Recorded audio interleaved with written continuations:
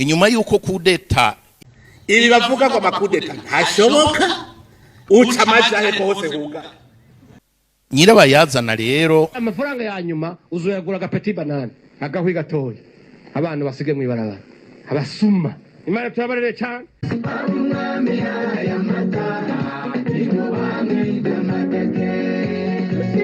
niyo mwitoro yari umumarayika mukoro amatego himbaga acagarariza imana ati cyubahiro cyawe uyu munsi nanjye ngagishaka umwami aya mataha imuhamwida amateke natwebwe abantu bobo turagoye umuntu uramuno munsi reka neza ukamwongera yabona ibigega byotoye agaca ashaka kugusohora atano kwibuka ibyo wamuhaye.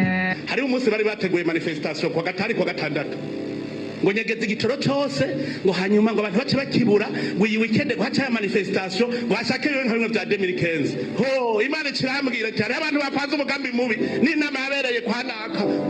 Okay, nshanda bajamwe bose igitoro cyose twacugururiye iyo samedi ahubwo n'igitoro cyabonetse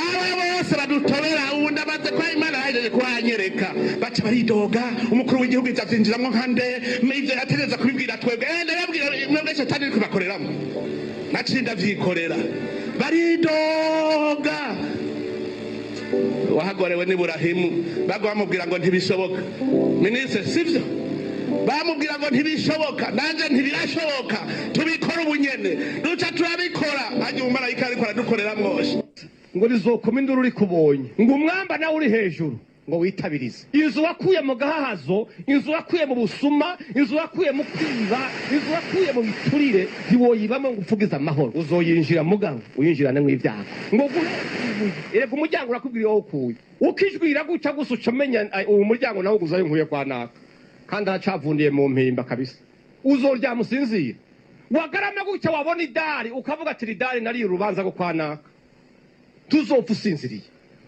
ngo ibuye ryose muyubatse iyo nzu ngo rizovuza induru ngo hama imyamba nayo ikoma amashi yitabiriza ariko birahimba umukene atanayubatse yibumbiwe n'ibyo avuze akagira ibijumbu akabivanga n'amateke n'inyumbati bidahwasa imana ikamurinda ikirungurira yaheza kuryama ku kirago agasinzira kongera akerekwa akavugishwa bukeye ariko abiryamiye ku mariri amengo akozwe mu menyo y'inzovu ngo bakarara bashinze agakomokomo itiro bakabura pi bagatangura kwitera imiti yo gusinzira ariko umwana w'abantu atacaha afise imbere y'Imana akaryama hanze imibi ikamurya ntayumve imana ikamumvaga isina imana ikamutera anestesi mu ijoro imana ishimwe cyane imibi ikamurya agasinzira akarota akere mbere mwana ahura mu gitondo agatwenga atanyoye icyayi kubera umunezero nturi mu byo umuntu atunze uri mu cyo umuntu atunze wenyine. Yesu nashimwe cyane ngo imirima myiza y'imizabibu mwateye ntimuzoyinywa vino mu yindi mvugo ubutunzi mwarundanije mu karenganyo ntimuzoburya ntimuzoburaga n'abana. Yeremiya 17 umurongo wa 11 harajinjibura neza abantu havuga ngo iki ngo nk'uko inkware ibundikira amagitataye umuntu yironga ritunga mu buryo bubi niko amera agicagatije iminsi yo kubaho kwiwe bizomuvako kwiherezo ryiwe azoboneka ko yari gipfu. Harahiriwe abumvise ijambo n'ukuri itunga ry'umunyabyaha rijana nawe umwana agasigana araseka ariko biravuga ngo umugisha uva ku Mana uratungisha icyongewemo ngo ntuzana namwe n'umubaba. Dawidi aravuga ngo jewe nari umusore none ndashaje ngo sinigeze mbona umugororotsi are cyangwa umwana ngo asegereze imikate kwibarabara. Ijambo Imana yatuvuze ko tubaho tutakibaho rizosigarira akora mu miryango yacu. Haleluya! Ijambo ry'Imana riragaburira rikambika ndetse rigasiga umuntu akagira umubiri unoze gusumba uwa yavuye muri manikire pedikire. Nikijipo cha Yesu ashimwe gusa kirenganira muri vi ariko bamuraba ukavuga tujya muntu ni mwiza yene yaguriye impuzu muri vayura wawuje mu magazine mugabo kubera ubwiza rubwo wihometse kudafise ariko wahawe n'Imana kubera ukwera kwayo kuba muri we Imana ishimwe cyane ararengana kambara ubwiza ariko ukambara amavuta ukambara n'amatiro ukambara na bya bintu by'impenerezo uzoberwa cyane wishize kubizimbye ariko ntuberewe ngo biryamira ku mariri yakozwe mu mahembe ngo bakishanyagira ku misezero yabo. Hariho itapi isumba imatera je ndyamako maze kubona. Hari umuntu ugiye muri saro iwe ukahashika gusa batarakwereka mu cyumba wowe uryama ugasinzira, ubonye itapi iri muri saro gusa ukumva agatiro karaje. Birebe ngo bishanyagira ngo ku misezero yabo bagashanyagira mu byo banyaze, ngo bakirira amasuguru y'intama, amasuguru n'amashuri, ngo bakavuza inanga zabo mu jandajando, ngo bakinywera vino muri ya birahuri biri dore ano. Kandi nukuri gutunga Imana iremera abantu batunga, irabyemera kuko niyo niratanga ubutunzi. Imana ishimwe cyane. Mugabe iranka ko witungisha yirindiri gutungisha ati mureke guca mu marakurusi, reka guca mu nzira za hafi. Imana dusenga iratungisha kandi izogusimbira kuzi mu mazina, umugisha wawe urahari izokuzanira di. Bwana ziviyo zangu ngo ntibaruha bababazwa n'amazigizwa y'aba Yosefu bene data. Aravuga ngo nimureke imanza ziroranye no kugororoka bisendanisha. Igihambaye suko Imana woyiha ibimaze di, nuko abavukana babana nyakubana mu rukundo rutagira ikinubwe. Nico gihambaye imbere y'Imana. Imana yigaza guhishurira umuntu ngo iyo mbonye umuntu aguriye koka uwundi koka yirabura zimbadanaza kuri kioski ya Brarudi hari, ngo Imana ikabona umuntu yibwiye mu mutima akavuga ati mwene data anyote ndamugurire koka, ngo Imana yifata ku munwa mu ijuru hakabura hagere kavuga ati ndatangaye ndabonye umuntu akunda na vrema. Yo ndatangaye kubona umuntu yogurira koka uwundi. Mu yindi mvugo yarahebuye, urukundo mu bantu rwarapfuye, imitima yaratimbye.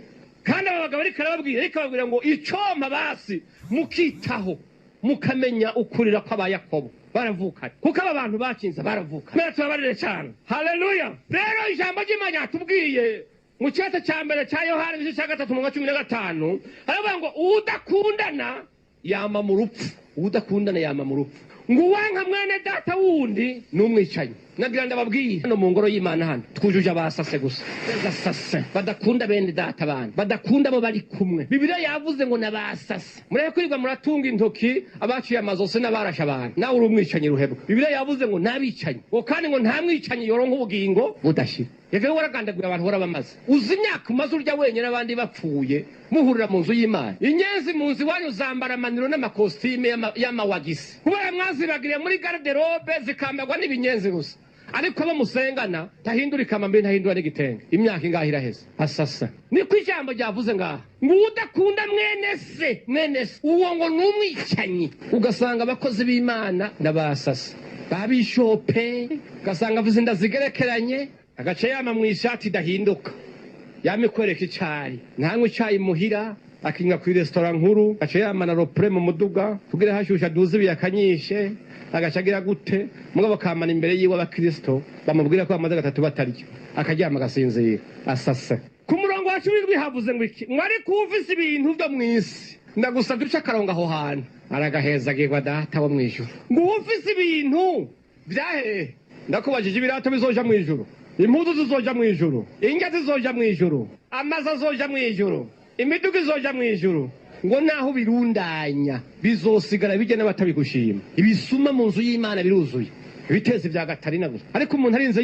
yiba mu ngoro y'Imana yoreka kwiba umuntu agasenga abantu bakitabura amaestoma bamusengera bagira gute ngo ivyo bitera imbere aronka akazi, yamara ukaronka akarya wenyene akazorinda pasura bakamuhara ipasu atiga atanga icya 10 n'umunsi n'umwe. Bandi civil musuma udatanga icya 10 n'ububandi n'ugutera Gatarina bite kuko ni cyagazwe c'Imana. Wowe urinze wiba Imana yaragutegetse ngo ntunyibe ibintu byanje ukabitwara, kuko ari umufuko w'umuntu byo kugora, kunyuza itunga ry'abandi byo kugora, gusifagitira ibintu by'abandi byo kugora. Urinze wiba ngaha aha. Kandi nasanze abantu mu nzu y'Imana barimo impweme yo kwiyahura kuza gukora umurimo w'Imana, uzi kuri umubandi utariho icya 10, udashima n'umunsi n'umwe ngo utange ishimwe, ugatora mikro ukavuga ubutumwa cyangwa ukaririmba, taho bitaniye n'uhagaze ku manga ndende yene naho giti kiri ku mugozi, n'ukwiyahura kute. Imana ishimwe. Sintinya ko mu nyanka mugabo ndiko mvuga ijambo ry'Imana, kubabwira ukuri gusa, ushatse ukihitiramwo icyo ushaka ku neza yawe. Nimba wowe uhari ntawe ntumurutoki ntawe nzi, mugabo ukabuzi gutariho icya 10,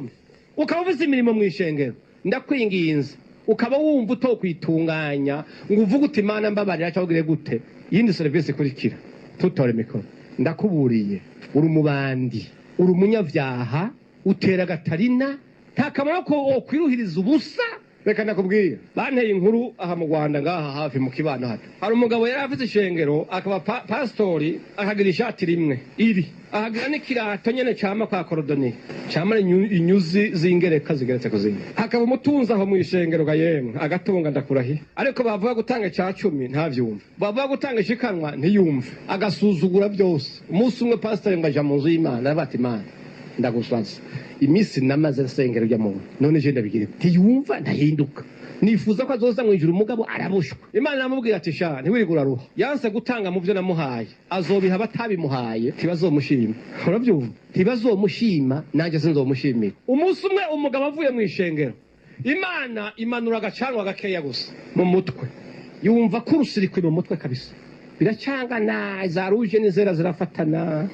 ndani yiruka hati interano varigine agira ukunuko urabona bamana amafaranga yo kujana kwa muganga muganga gushikarira bone ntibagira namba imvugo yabo ntakigenda ngo baje kwa muganga barapima ubushuhe barabura bamuha imiti barabura aje ku baganga ba specialiste barabura aho consultation mu bitaro yatanze 10 miliyoni y'amanyarwanda baramuga ati yewe turiko tukurira amafaranga y'ubusa tituzobishobora fati yihuta mu Buhindi n'ingoka arashika mu Buhindi amatika amahoteli n'ibiki amamiliyoni amaze kuba menshi ga barajyamitse baragize ibintu barapimye ubushuhe kumanuka Imana yabishize kure hahandi gusa ntapfa ntakira baragiye bati mutama twe icyo tubona genda utunganye ibyawe mu rugo ibi bintu byatunaniye kabisa turabona bigiye kura ntakuntu ngo ashika avuye mu Buhindi arayingwa wayingwa Imana ibwira pastor ati genda muhiriwe umusengere kandi arakira ati imbere yo kumusengera ubanza umubwire aya majambo ati ntiwarishi 10 n'umunsi n'umwe ntiwigeze ushimira Imana mu byo yaguhaye ubwo bushyuhe n'ubwo kwivuriza mu zuba nyene iyo buva hariya tuzopfukize ni Imana yabiguteye pastor amubwira ati none nshiremwe na deviye makoti kubona zatabutse atoya wegende ivyo makoti birikora umugabo aragenda ati muntu w'Imana twatuje kuraba twarumvise waragwaye ibi nabiri uku nuku byagenze uku none ariko nagenda kubwira burya nta ngwara y'abaganga ugwaye ni Imana yaguteye ubushuhe ati kuko ntiwigeze ukiranuka imbere yayo mu vyaguhaye umugabo ati ushatse kuvuga hamwe no utanga icya 10 ko noca nkira ati niko Imana yambwiye gusa sinzi uko bigenza mugabo niko yambwiye ati mbega ya proje yo kubaka urushengero muyigejejehe ati ntaho birava ntaho biraje nyene aho ati none ga pasteur ati muga nawe urakeneye duhuze n'uturato kwe ati cyane gose abwira umugore ati zana kanende duceke mu nzu hano arasinya ngo amare gusinya amafaranga bayatoye pasteur amusenga ati ubuntu bw'Imana bukubeko kandi wakire gukira ashitse kwiremba ati hagarara ati ndakize nagenda kubwira hari igihe udaha Imana ngo ukore ibikorwa ushima mu byo yaguhaye ukazobisesagurira hirya kuko wibuka ibyo yavuze hariya ngo imyaka yabo imaze gucagatira ubutunzi bwabo buzobava ubaza ko buzova he buzokuva ko buja ku gitanda cy'ibitaro amafaranga ya nyuma uzoyagura agapeti banana agahwi gatoya abantu basige mu ibarabara abasuma Imana turabarere cyane rero twumvise ijambo ry'Imana ngo ariko ufise ibintu byo mwisi akabona mwene se wundi akenye akazitira imbabazi kuri uyu kandi hari habiremesha vraiment Imana ishimwe cyane ngo mbega gukunda Imana koguma muri we bana bato ntidukundane mu majambo canke ku rurimi ariko dukundane mu byo dukora no mu kuri bene data dushira ijambo ry'Imana mu ngiro Yesu yavuze ngo abumva ijambo ryanje bakaryumva nibo banyabwenge kuko bubakira ku rutare ngo isuri nizaza n'ibihuhusi kandi gana we ntibizoreka kuza ariko ngo bizosanga iyo nzu ihagaze ku rutare biyisiga ihagaze ku rutare. Inyuma yuko kudeta ihitanye perezida wo mu bwoko bw'abahutu yatowe n'abene igihugu nyanicubahiro Ndadaye Melchior, abafasha biwe n'abene igihugu batari bake, Buyoya yagiye kongera gukura ku nguvu za kudeta mu 1996 umuhutu yatowe mu bandi ntibantunganya Silvestre kugira ngo asubire mu kibanza c'abagenzi we bari bitavye umuremyi. Nyirabayazana rero w'ibitigiri vy'amoko bivugwa mu mategeko, nibaza ko ari ingendo y'izo leta zagiye ziracanacanako Uburundi bumaze kwikukira, zasasiye indava ubukumirwa kw'abarundi bamwe mu nzego nyobozi zigize igihugu cacu, isunzwe intara, amoko, ariko abayobozi bakama babipfukapfuka kandi abarundi bose babibonaga. Ngira ngo mu bihe tugezemwo ibyo nta kwirega umuntu arabikekeranya. Kuba rero iyo ngendo yarateye uruhagarara mu gihugu cacu, abantu benshi bakicwa, abandi bagafungwa, abatagira ingano bakomoka si rimwe si kabiri, hanyuma abarenganijwe bakigira inama yo kugwanya inzego z'igihugu cabibarutse babicishije muri politike n'igisirikare. Je nibaza ko atagitangaza kirimo, ukaba nkakorera ugukumirwa n'ubwicanyi bifatiye kuri politike n'ubwoko. Turaba 1965, 1969 na kaminuza y'ihonyabwoko ryabaye mu 1972 naho bamwe babihakana. Ubwicanyi bwabaye Ntega Marangara mu 1988, ubwicanyi bwabaye mu isenyugwa z'inzego zatowe mu 1993 n'inkurikizi yavyo, nivyo vyagiye biravyara UNEBA, Union Nationale des Étudiants Barundi, KRHB, Comité d'aide aux réfugiés Hutu du Burundi, MEPROBA, Mouvement des étudiants progressistes Barundi, IGSBF, Union Générale des étudiants et stagiaires burundais en France, IGA, intwari zo gucungura Barundi. Iyo migwi yose yabiyo iburaya mu Bubirigi. Nivyo vyavyaye FPL, Front Populaire de Libération, Bampere, Mouvement des étudiants progressistes Barundi mu Rwanda, ubu umugambwe w'abakozi mu Burundi, Paripehutu FNL, Front National de Libération, CNDD FDD, za Tanzania za RDC. Wa wundi ati ukora hasi kenshi uri imbere y'inguge ukabuzigisha gutera ibuye. Nivyo nyakwigendera Colonel Sinzoheba yakebura abagenzi we igihe kimwe, kandi ntababesha muri abo bose.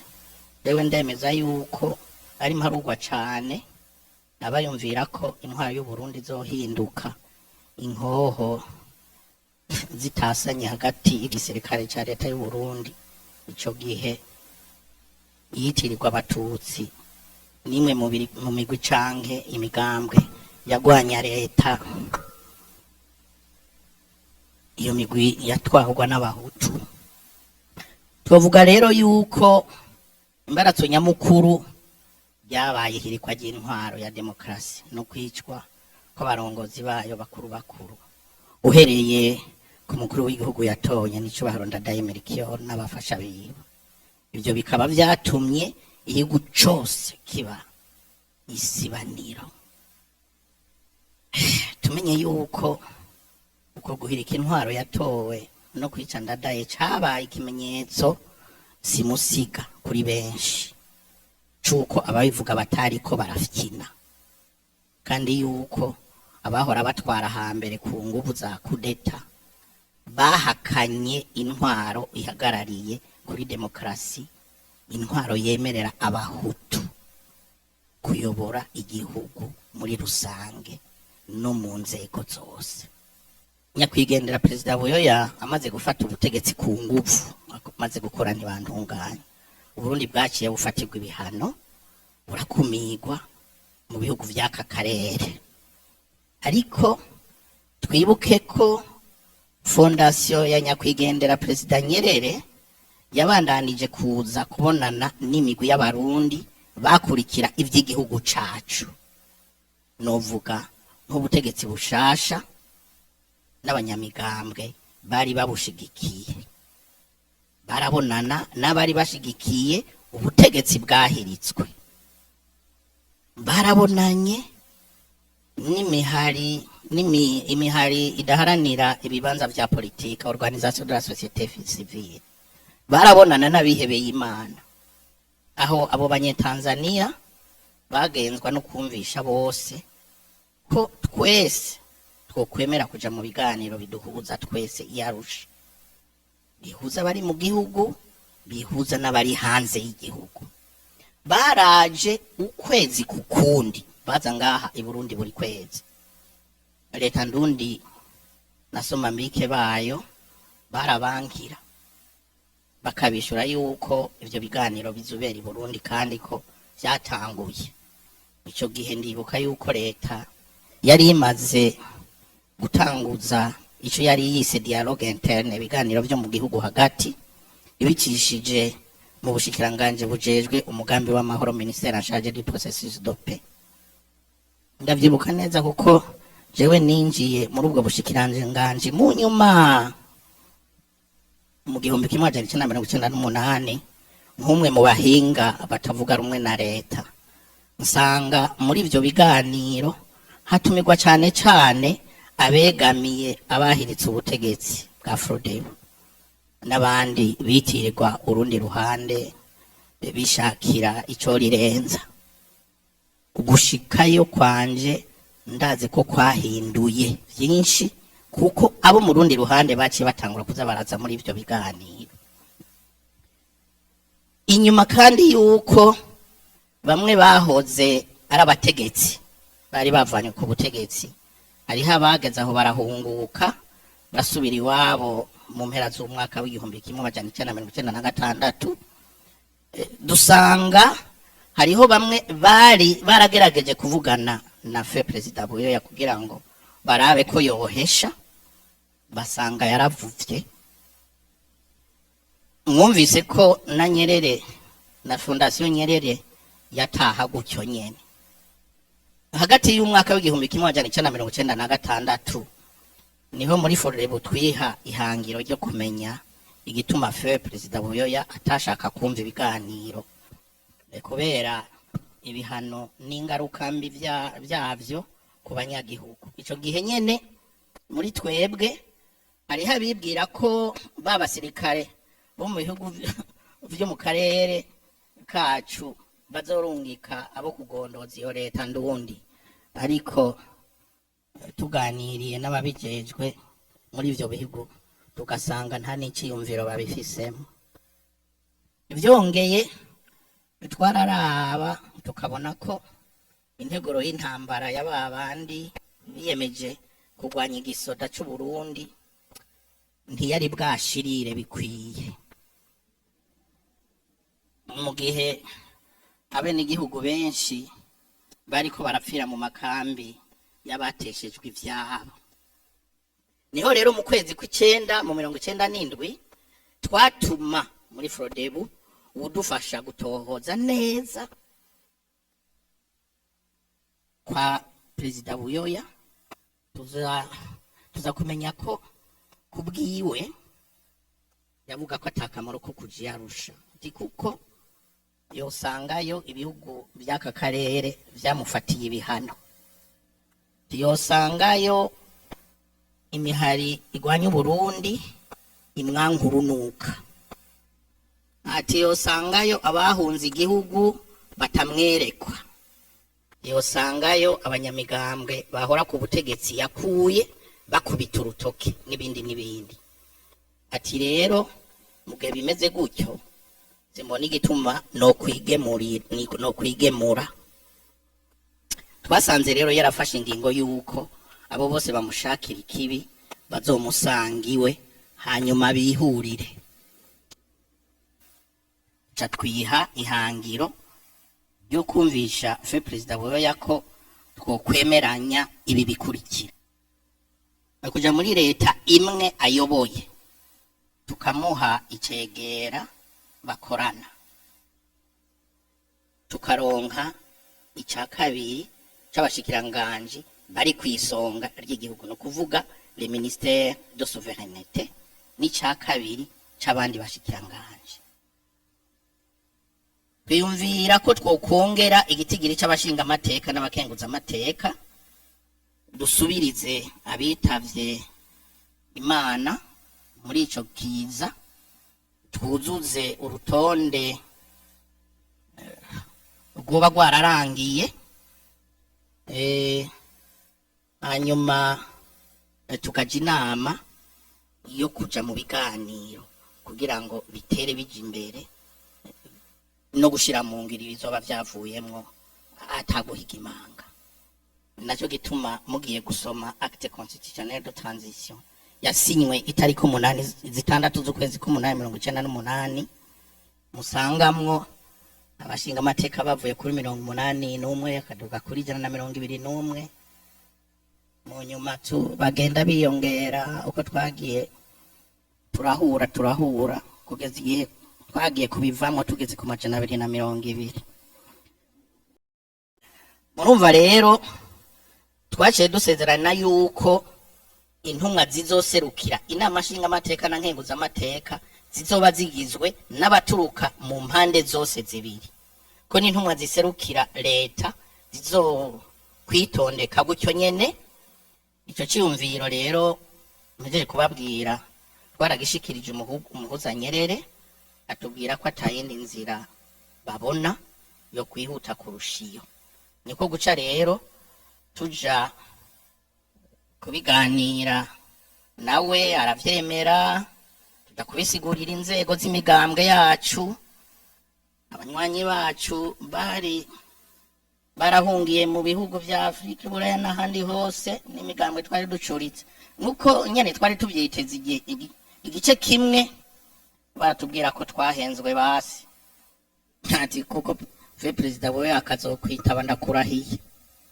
Ikindi gice baguma bizera ko intambara ya CNDD ya Paripehutu byari bigiye gutsindwa urugamba vuba, ariko ikindi gice kinini bari bafise amakuru y'uko intambara yifashe, baradushigikiye barashigikira n'uwo mugambwe. Ico gikorwa rero cyo kuganira hagati ya Frodebu na Iprona n'icegeranyo ngendegwako caco twumvikanye ko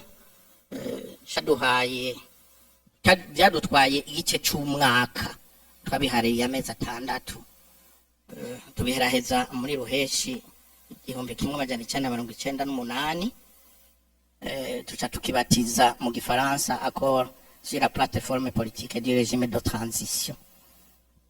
Novuga yuko aka kantu kafashije kugurura Arusha, umwe wese ategere neza ingaruka zo kwinubana, zo kwankana no kugorana hagati yacu, kandi umwe wese yuko azi neza yuko atari bushira ubundi, atahari bushira ubundi. Iyo ngendo dufise idutesha umwanya kandi idusubiza inyuma. Ningendo rero kubwanje tugomba kugendereza, tugahemiriza abarundi kuyiheba. Novuga yuko ico gihe twateye intambwe ikomeye nkuko President Nyerere yabibwiye anavyishimira.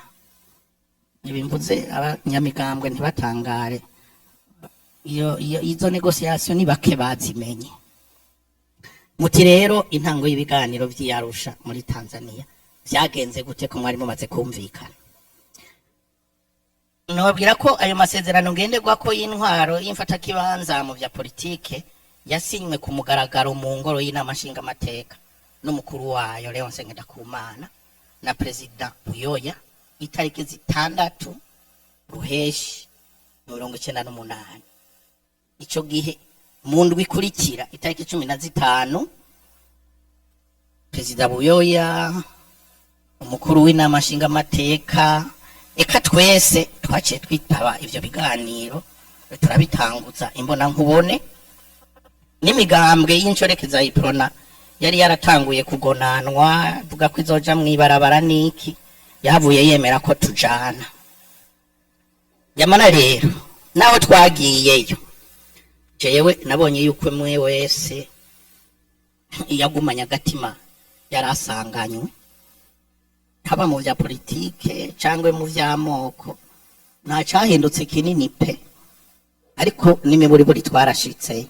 Vyongeye ukuganira hagati y'abashigikira mu gutembagaza leta yari yaratowe, abari baromotse kubera ico, n'abagumye mu gihugu vyaragoranye muri rusange kugira ngo batangure kuvugana. Twarabana nk'ari nkisa bavuga inkoko n'akagomba.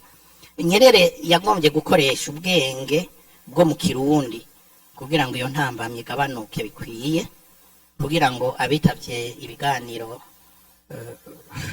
batangure kuza baravugana, abaduhuza nabo na twebwe nyene tutibagiwe, tumenye intumbero duha ibiganiro. Ariko intumbero nyamukuru yagiye kuboneka igihe Perezida Nyerere asavye abayobozi b'imigambwe bose umwe ku giti ciwe kumuha icegeranyo c'insiguro y'ukugene umugambwe wiwe ubona inkomoko z'indyane hagati y'abarundi n'umuti wazo. Abaserukira imigambwe Frodebu na Iprona nibo batanguriye abandi barisigura mu mwanya uhagije. Uwa mbere umushinga amateka Minani Yohani wa Frodebu yasiguye icegeranyo cacu amasaha 3, arerekana ububi bwa Iprona n'abatutsi mu ngorane igihugu cacu caciyemwo kuva twikukira, arerekana yuko umuti ari ukugarukana intwaro ya demokarasi ifatiye ku matora, ijwi rimwe ku muntu umwe, igisirikare kizwi n'abasoda n'abapolisi hisunze ukwamoka angana mu gihugu 80%, 18%, n'ibindi mu butungane. Ndibuka ko yabuze amasaha 3 basha. Bukeye hakurikiye umukenguza amateka barawunyeretse wa Iprona, nawe arikora mu gahogo mu gusigura ingene kuva kera abahutu bamye bashaka guhirika ubutegetsi no guhonya abatutsi. N'ubure rero hejuru ko tugomba kwitonda kugira ngo abatutsi ntibahonywe nko mu 1972 na 1993, ko kuvyerekeye intwaro twofatira akarorero kukugena ivyifashe buno, ko bifuza ko abahutu botwarana n'abatutsi atabwoba bwo guhonyana. Yakwigisirikare n'igipolisi bitohinduka kubera iki? Kubera yuko ariyo nkinzo yabo, reka n'ubutungane bikaguma uko bimeze, n'ibindi. Novuga ko abanyamigambwe bagiye barakurikira bose, batanze ivyegeranyo bisusa na kimwe muri ivyo bibiri. Abaserukira imigambwe 7 iyobowe n'abahutu, novuga CNDD, Frodebu, Florina, Paripehutu, PRPP, RPB, yasiguye bisusa n'intumbero ya Frodebu. Abaserukira imigambwe 10 iyowe n'abatutsi, abasanade, ave intwari, nayo isigura ibisusa n'intumbero ya Iprona. Gutyo rero iyo migwi ibiri iravutse yongera yabatizwa, jese imigambwe n'ajenisi imigambwe 10 biturutse ku ntumbero yerekanye ivyerekeye intwaro ibereye Uburundi muri politike, cyane cyane ivyerekeye demokarasi. Kubera ibiganiro byarateguwe hakurikijwe imyambi munsi nazijyanyishu muzi zavuyemo mwabonye, kuko izo nyishu nizijya zashizwe mu mabwirizwa nshingiro, ari naho dusanga bijya biharuro vy'amoko bikurikizwa mu kubaka inzego zinyuranye mu buyobozi bw'igihugu cacu c'u Burundi muzi. Twahura rero yuko naho intwaro ya demokarasi ifatiye ku matora yageze aho yemegwa na bose mu biganiro, ikibazo cinge na moko aserukirwa mu nzego zose, ziba inzego za politike mu namashinga amateka na nkebuza amateka, zibi z'intwaro muri leta, zibi z'ubutungane, cagumye kigaruka mu migwi yose y'ibiganiro. Bikaba vyerekana yuko ico kibazo cakomerekeje igihugu cacu mu buryo atawari gushobora kucihoza. Twasanze yuko ari vyiza gutahana ry'amasezerano uko yanditse, tugasaba ko ibirimwo vyandikwa n'abahinga bacu bize kwandika ibwirizwa shingiro, anja kuvuga no constitutionalist, maze tukarishikiriza inzego nshingamateka na nkenguzamateka kugira ngo irisuzume irikosore kandi ryemeze, hanyuma turishikirize sentare ijejwe kubahiriza ibwirizwa nshingiro kugira isuzume ko ibiri muri arya masezerano vyanditse neza muri iryo bwirizwa nshingiro imbere y'uko umukuru w'igihugu arishirako igikumu.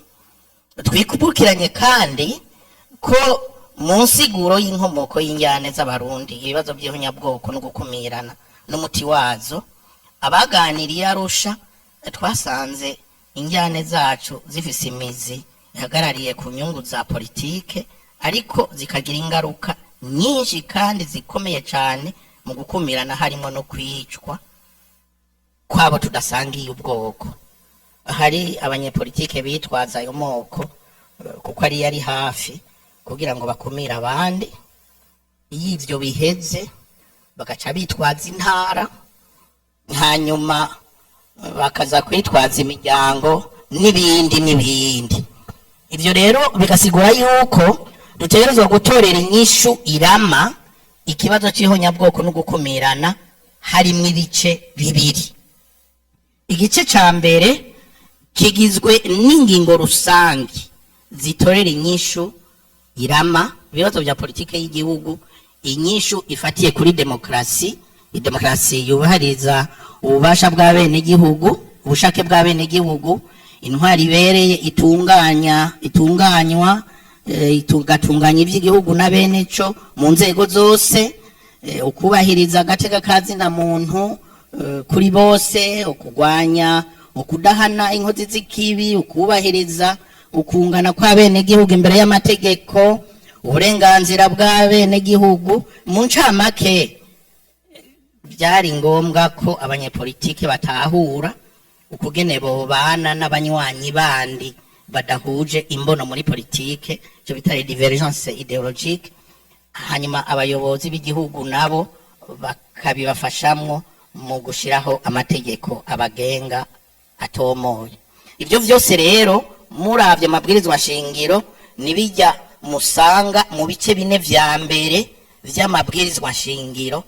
Igice ca kabiri kigizwe n'ibikorwa birangurwa n'ingingo zifatwa n'inzego zibijejwe mu bisata vya politike, mu butungane n'intwaro, kugira ngo duhebuze kandi duteshe twongere duhane aboshaka guhonya cangwe gukumira abandi bisunze ubwoko kugira ngo baburisaganyirizo.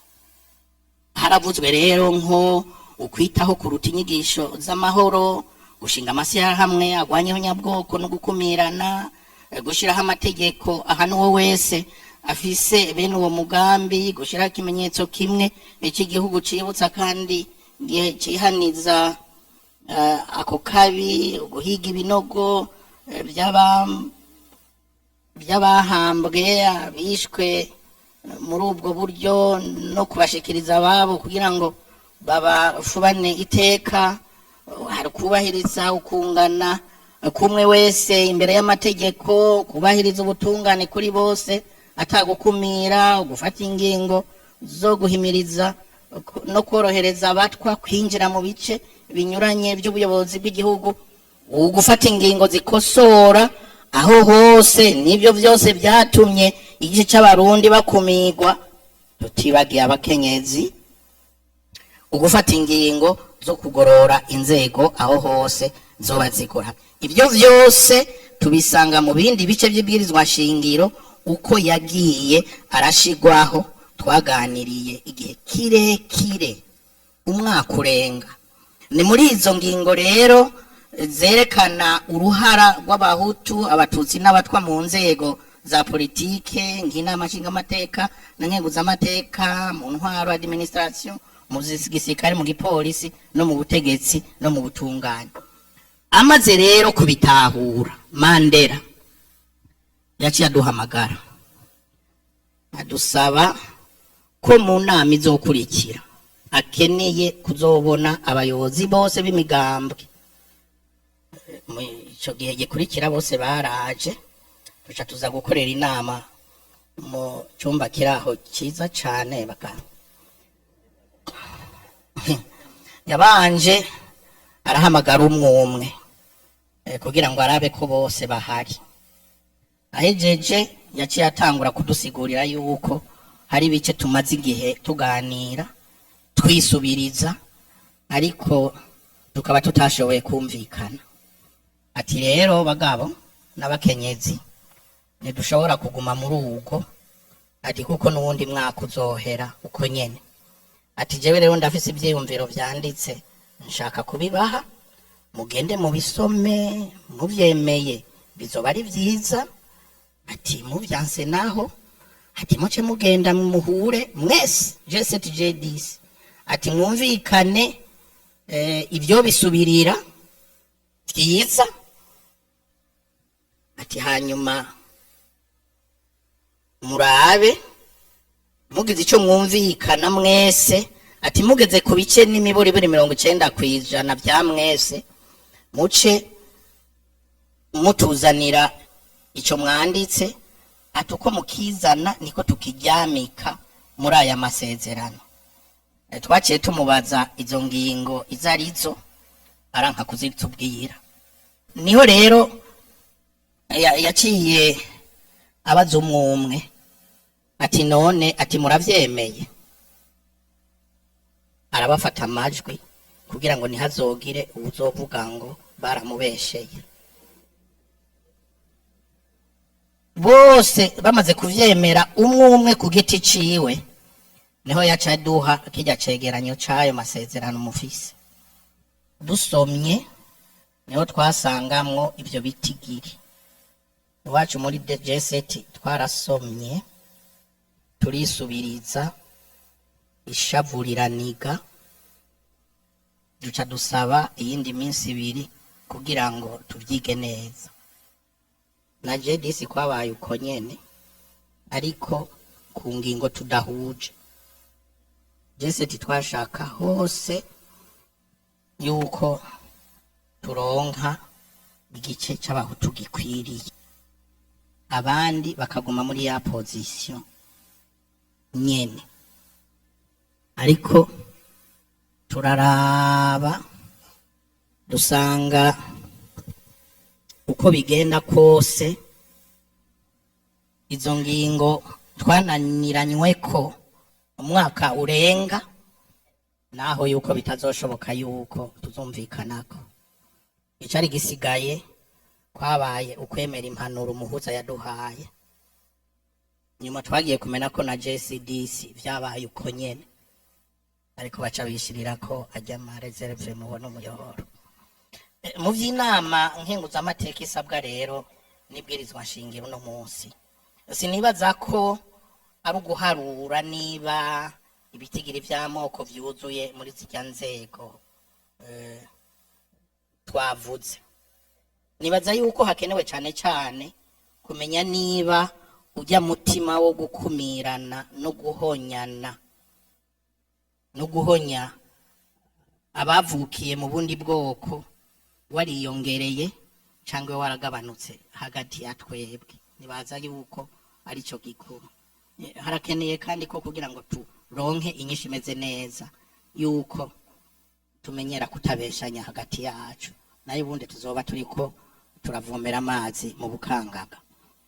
Tugatse rero kuri kaya gatima kubukoko no guhonya abandi no gukumirana vyatuzinduye. Twarumvise kandi twongeye turemeza yuko inkomoko y'inyane z'abarundi ari politike, ariko zifise imishwara rikomeye kandi myinshi mu bwoko. Ubwoko bukoreshwa mu gukumira abandi, iyo bibuze tukitwaza intara, hanyuma imiryango n'ibindi bintazi. Igikuru kikaba ari uko jewe nkozi y'ikibi ngumira uwo ninuba kumvo zinyuranye nk'amarongo n'ibindi. Si ubwoko gusajya turaswaganya n'icitwazo. Akarero raba iyo tuhagurutse tukagenda ku mitumba iwacu, abo twita abahutu canke abatutsi dusanga bavunika kimwe mu gushaka ubuzima, mu kugwana n'isi mu kwikenura kandi kenshi na kenshi ubazanyemwo ibyo bibazo by'amoko kuba ari ukubagora ariko uko abantu bitwa ngo bariko barinjira mu migwi y'abakabakaba basirimu abize abashaka akazi mu gisirimu niko iyo mbono yo kugendera mu by'amoko no gukumira abandi gushika kubahonya niko bigenda biduga. Ku rundi ruhande uravye umugwi wamaze gushikira amatungo akwiriye ni baba Bahutu ni baba Batutsi umwumvikano ukunda kuba ari wose usanga ari mahwi niyo bigoranye ntikibuza umuntu guhonyanga atanuguhanura uwitwa ngo bava mu bwoko bumwe inyungu ziwe zihungabanye naraba ngo ujya n'uwe wacu so we wacu arakandagira ati mvera mu nzira. Ego rero birakwiye kwiha umwanya ukwiye wo kurwanya no guhagarika igikorwa cyo kwitwaza amoko, kwiha umwanya ukwiye wo kurwanya no guhagarika igikorwa cyo kwitwaza amoko n'ibindi mu gukora ikibi aho kiva hose, ariko tumenye yuko umuturama ari uko inyishu ibibazo ari ukuronkera inyishu ibibazo rusange igihugu gifise, niwo muti urama kandi niwo mwiza. Aje ntango rero nko kwigisha neza abana bacu bakaba incabwenge ziheza amashure zikaja kwikorera utwabo atari abajejwe gutwara amasakoshi y'abandi, gutanga nkibi by'umuyaga nkuba ukwiriye kugira ngo abantu bashobore kwiteza imbere, kugarantisa amahoro n'umutekano bikwiriye kugira dukore tutarangaguzwa, ugusabikanya neza ivy'igihugu hamwe ubushoboye gukora asarura akaronga, kuko nayo ubundi mu gihe ubukene butaratorerwa inyishu muri rusange ndakubwanje biragoye kwizera ko ukwinubana hagati y'ababuraye yuko kuzoshoboka.